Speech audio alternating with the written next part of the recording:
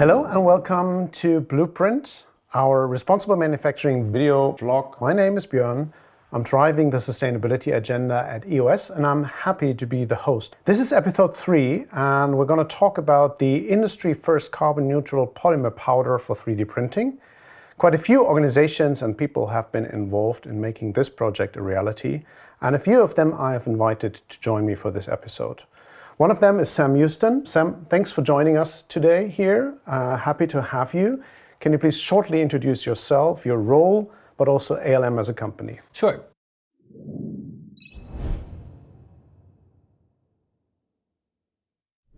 So my name is Sam Houston. I'm the Senior Manager of ALM Global here at EOS. And I actually had the opportunity to move from North America about 2 years ago to expand ALM's offering to our European customers as well as other customers around the globe.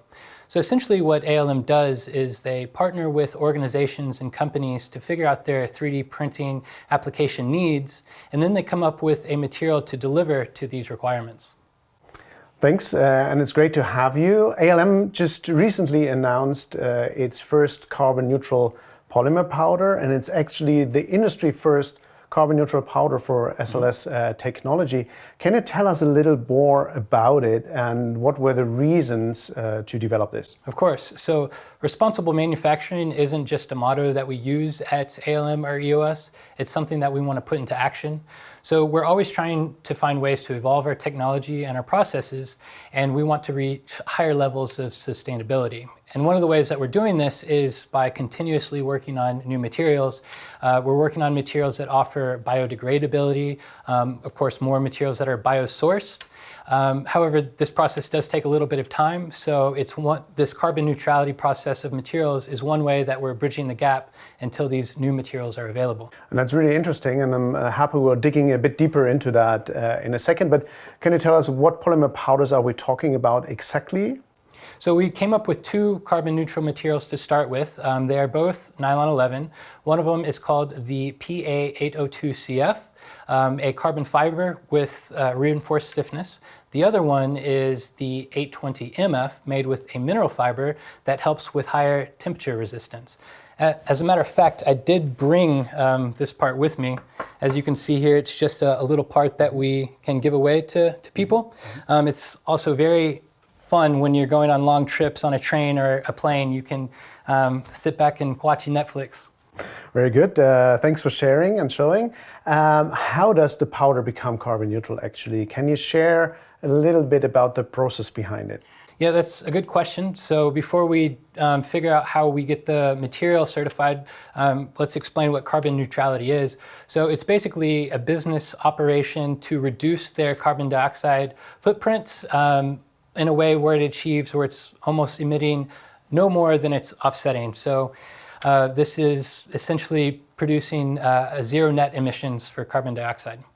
And then how ALM then went about doing it for the material is they worked with the Fraunhofer Institute through the production, the sourcing, and the delivery. Then we partnered with Arkema, who sells a nylon 11 material that's biosourced. And we are improving our carbon footprint at ALM on ways that we manufacture these materials. And then lastly, we are working with the gold standard carbon credits with a company called myclimate to help offset the final emissions that we do produce.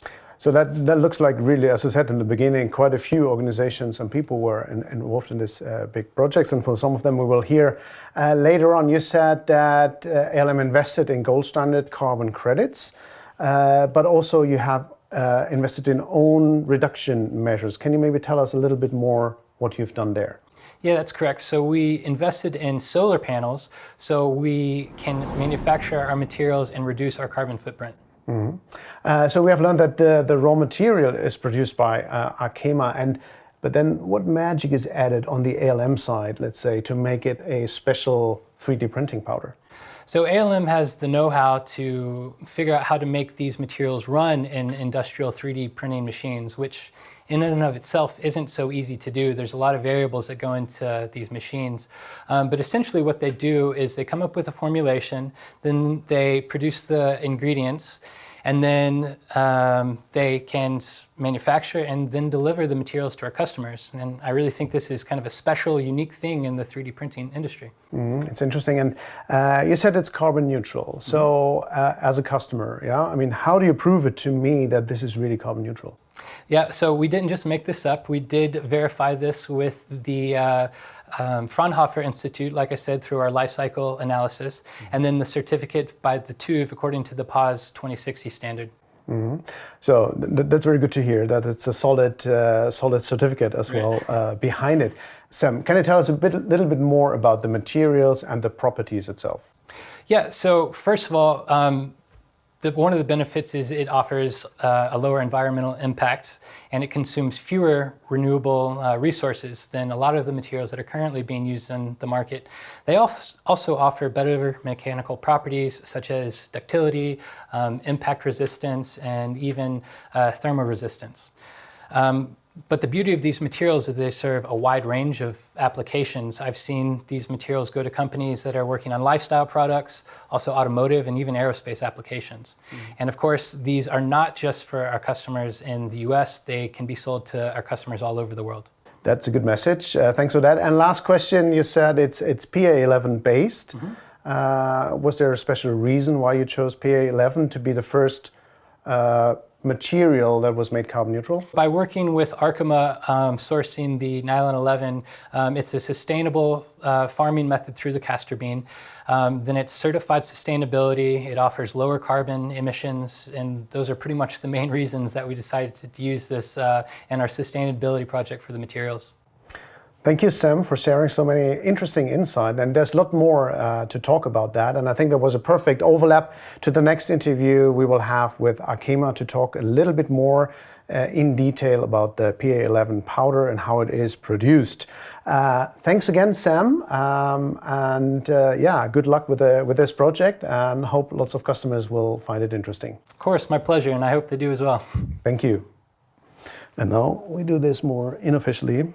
This is our nice little hummingbird and a t-shirt. I hope it's the correct size for you. Thank you very much. Now I'm really happy to welcome our second guest for today's episode, and this is Charlotte Herdt. Charlotte is working with Arkema, which is one of our powder suppliers, and she is based in France, in Paris. Actually, that's why we meet her virtually today. Hello and bonjour, Charlotte. We're really happy to have you with us today for our vlog. Can you please shortly introduce yourself and also tell us what your role is at Arkema?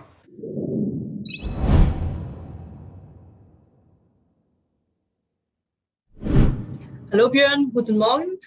So I'm Charlotte. I've been working for Arkema since 2008, and currently I'm the Sustainability Program Manager for the specialty polyamides at Arkema.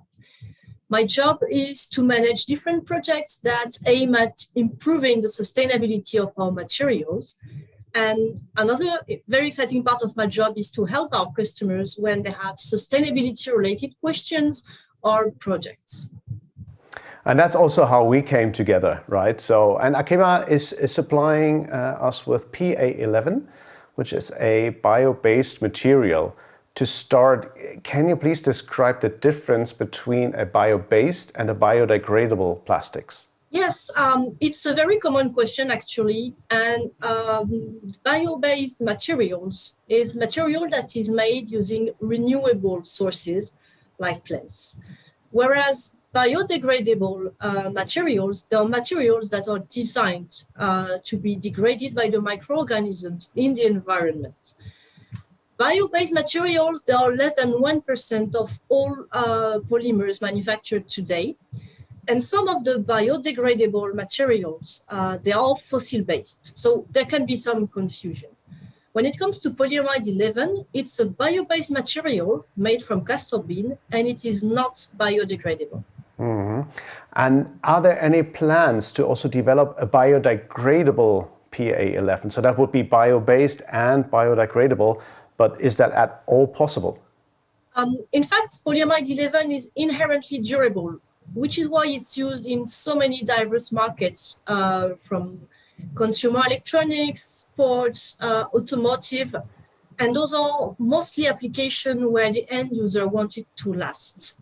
So in such cases, recycling is a more sustainable option for the end of life. Because, of course, our customers and your customers do not want that the material biodegrades while it is still in use. Yeah, okay, I can understand that. Can you explain in a bit more detail how castor beans become plastics? Because you said PA11 is made out of castor beans, which is a plant.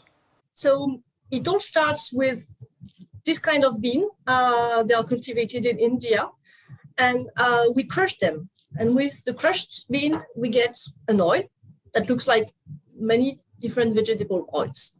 This oil is our raw material at Arkema. We process it in our plant in Marseille, in France, and make the monomer out of it. So it looks like a powder. And then this monomer is then transformed into our polymer plants to make either powder, in your case, or pellets like that for other kind of uses. It really depends on what we want to do with the material. Mm. And so the production of the plant, or the growing of the plant, is in India. We'll come to that later. And the production of the powder then takes place in France, which also means a lot of shipping, right? So do you also have plans for other production facilities? We actually have major expansion projects ongoing. One is a combined monomer and polymer production plant in Singapore that is expected to start mid-2022, and a powder production extension that will start early 2023. The idea by having expansions in Asia is to come closer to some of our customers that are located there. Yeah, which makes a lot of sense, I guess. Also, one more question with regards to the castor bean. I mean, why did you pick especially this plant as a raw material for your product? The polyamide 11 was invented 75 years ago. The researchers were tasked with making a polyamide without using fossil oil. They were investigating castor for other projects at the time and found out it was a very suitable candidate. It's a very nice raw material for bio-based because it grows mostly in India, where it's cultivated in marginal soil, is pretty drought resistant, does not pose competition to food, it's not an edible oil, and is also very profitable for the farmers who cultivate this bean. Mm-hmm, mm-hmm. Okay. And you're not just buying the castor beans in India, right? But with the Pragati project, you're also making a social contribution. It would be really interesting to hear a bit more about this project and what you're doing there. Sure. Arkema is one of the founding members of the Sustainable Castor Association that was launched in 2016 and under which Pragati project has been launched. The idea is to improve the yield, soil fertility, working conditions, and the farmer's income through deployment of best agricultural practices, waste management practice.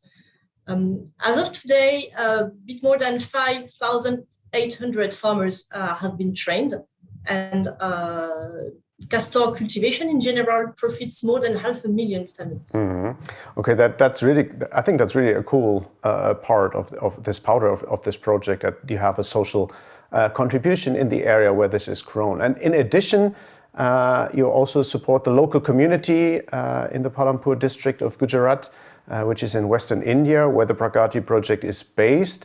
And you recently recognized students and customers with your first Castor Scholarship Award. Also, EOS was happy to be awarded.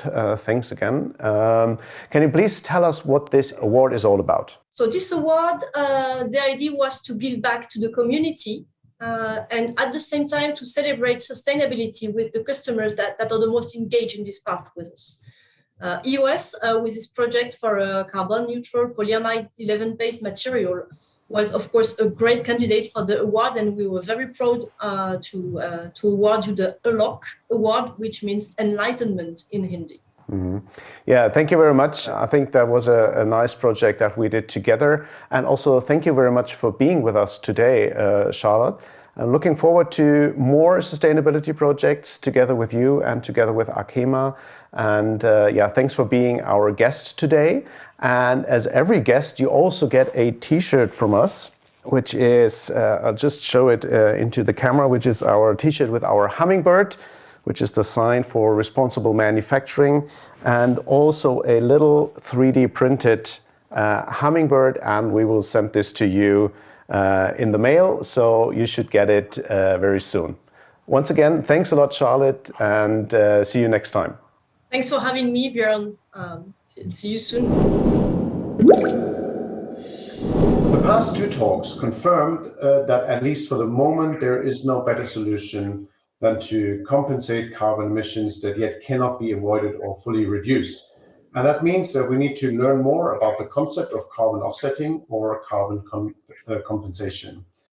That's why I'm really happy to welcome our third and last guest of today's episode, Kai Landwehr. He's working for the non-profit organization myclimate, with which we partnered in the climate neutral powder project. And myclimate is based in Zurich in Switzerland, and that's why we are meeting Kai virtually today. Hello, Kai. Thanks for joining us today. It is a pleasure to have you with us.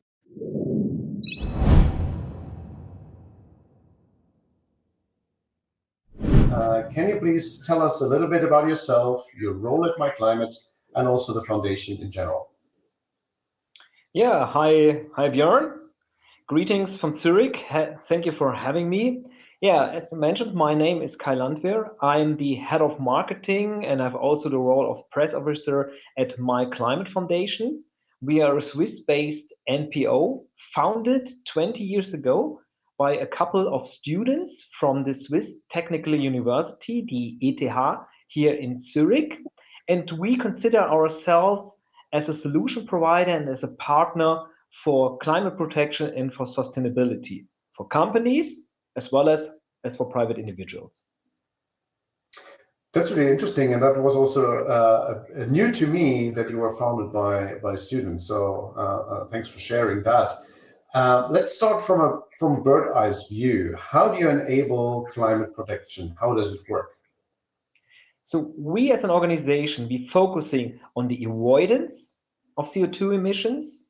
CO2 means greenhouse gas emissions, the reduction of existing CO2 emissions, of existing footprints, and last but not least, we offer voluntary carbon offsetting for companies and also for private individuals. So the avoidance is done by our educational department. We run several projects, and these projects, they don't aim for teaching climate change, how climate change works. It's more about sensitizing and talking about opportunities in your private and also in your business life, and to think about the CO2 footprints of these opportunities of decision A versus decision B. So we hope by spreading this information, by spreading this knowledge, by building up this capacity, that people will rather take the more climate-friendly decision. Our second so-called business pillar is called consulting and solutions. And this is a large variety of services for companies.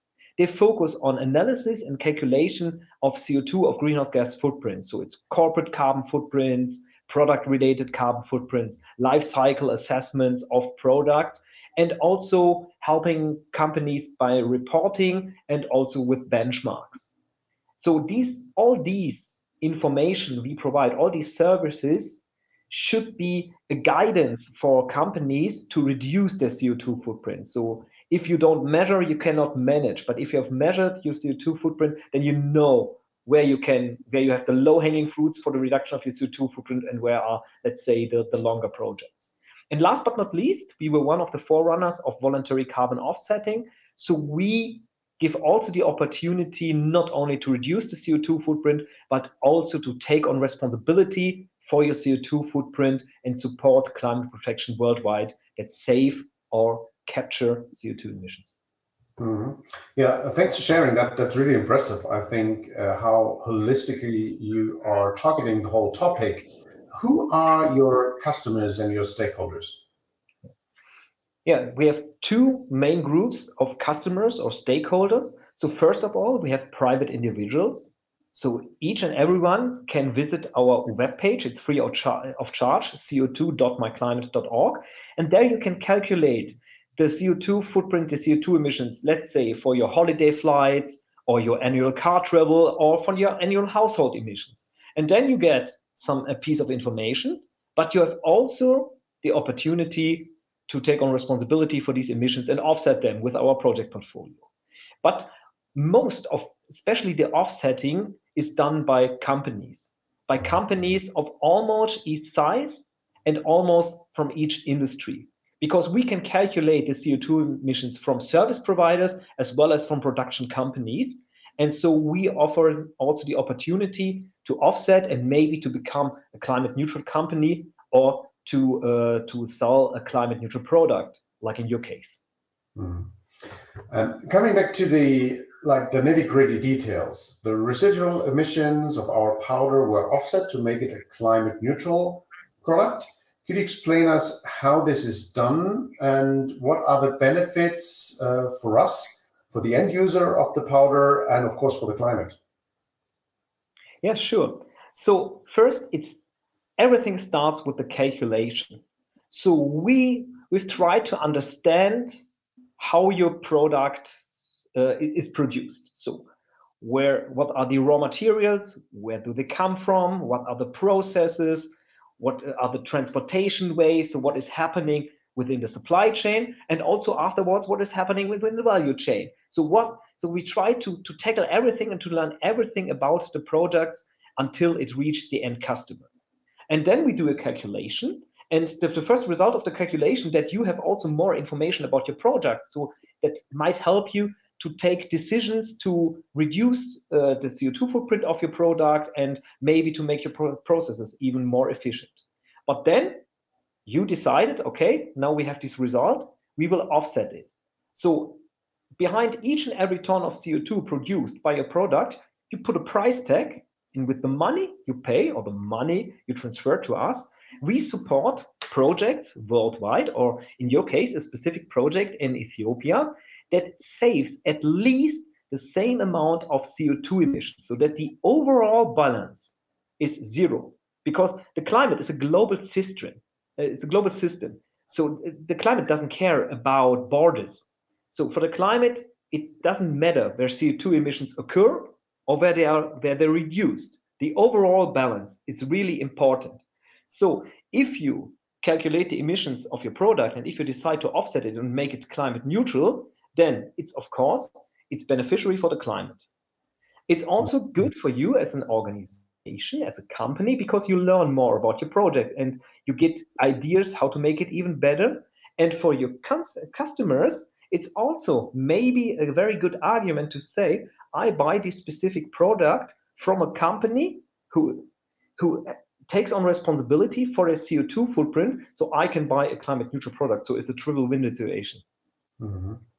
Okay, before we go into our project, maybe can you tell us a bit about the climate projects you're working on in general? What do they look like, and also where are they located? Is it just one region you're working, or is it globally? Okay, I start with the second question. So our projects are spread globally. Most of them, I have to admit, are in developing or emerging countries. This is due to the former political framework of the Kyoto Protocol. So due to this framework, you could only establish projects in developing and emerging countries, not in industrial countries. But now with the new rules from the Paris Agreement, we have also projects in Switzerland, for instance, or in Germany within our portfolio. So, and how do these projects work? These projects, so they could replace fossil energy or non-renewable energy with renewable energy. So like in your projects, what we talk about later. Or secondly, they could care or guarantee a more efficient use of energy sources. A typical example for a project like this is efficient cook stove projects, where people usually cook on open firewoods, and you build a cook stove there, and so these people have a less demand for firewood, for wood especially. All these projects can save methane gas emissions, and last but not least, you can also support projects with take CO2 emissions back out of the atmosphere. So many people know reforestation projects. Trees need the CO2 from the atmosphere, and they capture the CO2 from the atmosphere so that they could grow. So if you plant thousands of trees, then you will also take a considerable amount of CO2 out of the atmosphere. But there are also other solutions like soil enhancement projects or seagrass projects that do more or less the same. And there are also technical projects, so machines, technical solutions, which also captures CO2 out of the atmosphere. But they're, from the amount wise, they're pretty small at the moment, and they're currently not in our portfolio. Mm-hmm. So it sounds like there's a whole range of different project types that you're supporting. Now, of course, what would be interesting for us to hear is, or for our audience to hear, is can you, if you describe our project that we supported to actually achieve climate neutrality for the 3D printing power? Yes, absolutely, because it's a great project. So you support a project that is located in Ethiopia and also in Kenya. And the idea behind this project is to distribute, to sell solar home systems in villages in rural areas. So these solar home systems, so maybe you know them, so you might have one in your Schrebergarten, for instance. So these are just small solar panels that you put on the roof of a house or of a hut there, and then this solar panel generates enough energy to load your devices, to run electrical lamps, for instance, maybe also to run a fridge there. So especially in these countries like Ethiopia, you don't have a centralized energy supply system like here in the European countries. So especially in the rural and the remote areas, the people depend usually on generators run by diesel, for instance, or they use lamps that are fueled by kerosene. So with these solar panels, you replace these fossil energy-driven technologies by a clean and very reliable technology there.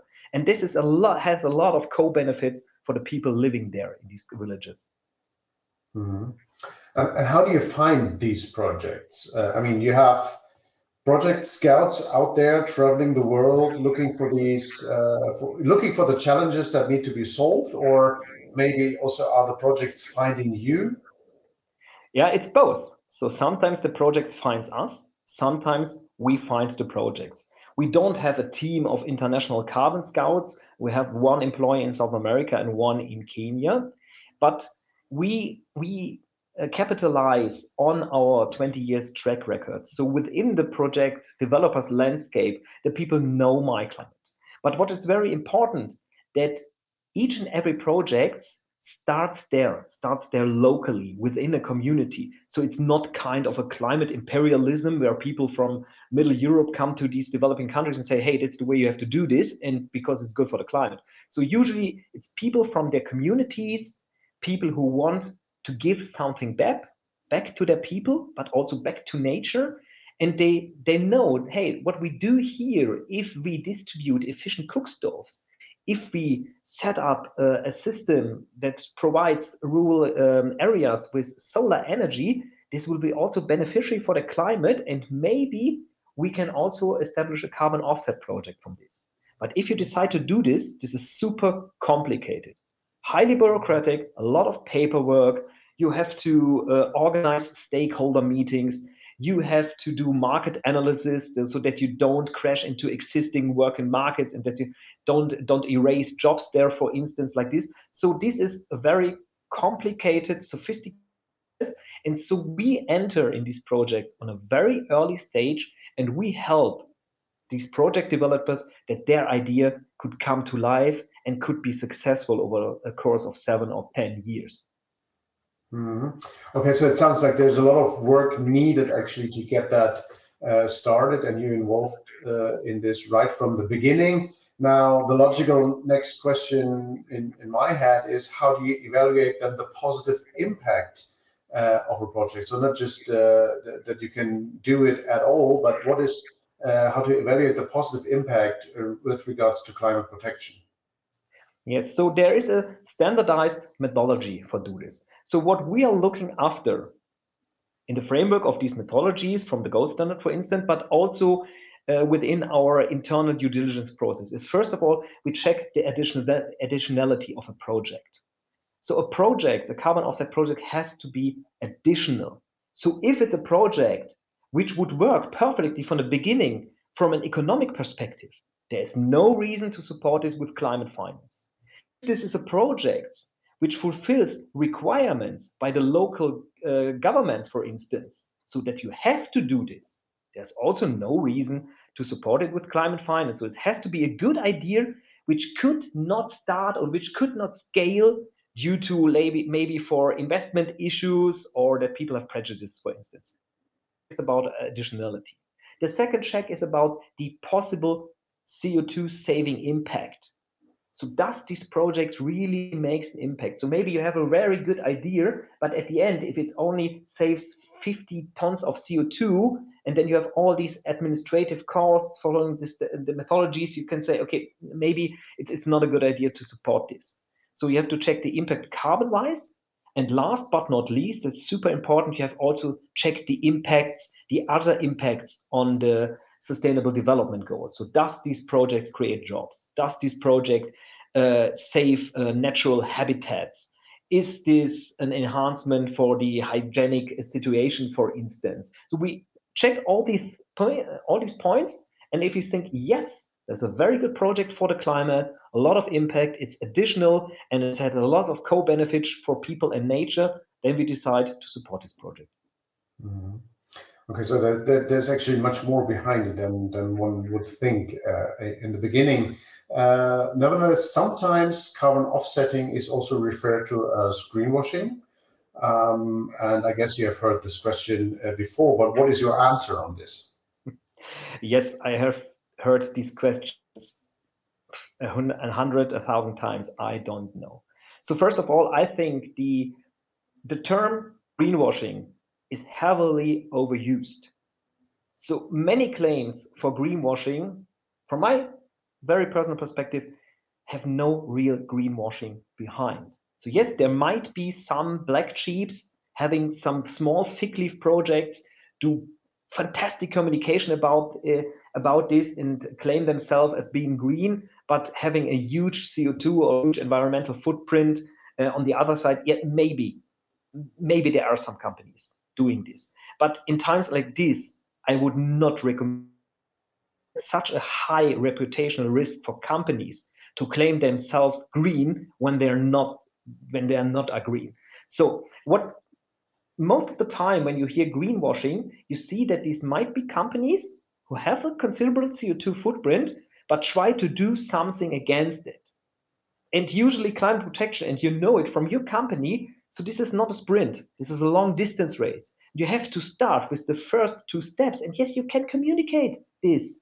It's absolutely fine if you have a long-term CO2 reduction strategy. And it's pretty easy to say, oh, that's greenwashing, but sometimes the people, they don't see the process behind it. So this is about greenwashing. And also about offsetting. Many people say, hey, it's just buying yourself a good conscience. So you create CO2 emissions, and then you pay a bit of money, and then you pass this to other people, maybe in developing countries. But it's also, from my perspective, it's not the case. CO2 offsetting is a really powerful, immediately working tool for CO2, for climate protection, if it's done wisely. So it's not the idea to drive 365 days with your SUV and flying every second weekend to Barcelona or to London for a shopping trip, and then say, okay, then I pay the price and do offsetting. Okay, this is better than nothing, but these are not the emissions. These are avoidable emissions. You can take the plane, you can live a more sustainable life. But especially for companies, producing companies like yours, so you will have a CO2 footprint. You can as good as you could, but at the end you will still have a CO2 footprint. And then you can decide, okay, it is like it is, or I take on responsibility for my footprint and I pay a price for it. So I don't externalize the costs for the society and for the environment. I internalize it, I take on responsibility and decide to offsetting. And if you do this combined with reduction measures, then it's a very powerful way to do climate protection. Okay. Now, looking into the future, what do you expect? How will the carbon compensation market develop? So, looking in a glass ball, I'm pretty sure that the carbon markets will continue to grow. They're growing heavily at the moment, or not at the moment, since 2 or 3 years, we have kind of a gold rush within the market because many companies are interested in carbon offsetting. So there's a huge demand. And so you have naturally more suppliers entering this market. But this will continue. So according to our CO2, carbon offsetting or tons of CO2 could become something like a commodity within the next years. But there is kind of a biological or natural end for this process. So in 2030 or 2035, we will see a totally different offsetting market. Because at that time, we could no longer support mitigation projects, which reduces existing CO2 footprint, because each and every country has its own CO2 reduction goal. And it's very good and super important that we give them kind of a push in the start by supporting these projects. But in 2030, 2035, we have to put everything in motion to reduce our existing CO2 footprint. But then there will be still a need for carbon capturing projects, for nature-based solution projects. So especially in industries like the aviation industry, you will not have 100% climate neutral flying in 2035. So you will still have areas where you have to clean up afterwards by supporting, by scaling up natural or even technological CO2 sinks. So I think this will be development, a growth, and then a change in the market. Mm-hmm. Okay, and thanks for sharing your thoughts on this. We will follow it, of course, and also thank you very much for being with us today, Kai. Thanks for for joining us today. And as we plan to enlarge our climate neutral offerings at EOS, looking forward to more joint projects with you. And of course, like all of our guests, you will get a T-shirt with our 3D printed hummingbird, our symbol for responsible manufacturing on it, and we will send it to you, and we hope you will like it and enjoy it. Yes, thank you so much. I'm looking forward to it. Thanks for having me. Thank you, Kai. And that was it for our third episode on the industry first climate neutral polymer powder. I hope you enjoyed it. And if you have questions or ideas for future topics, please get in touch with us. We look forward to welcoming you for episode 4. Until then, take care and stay responsible.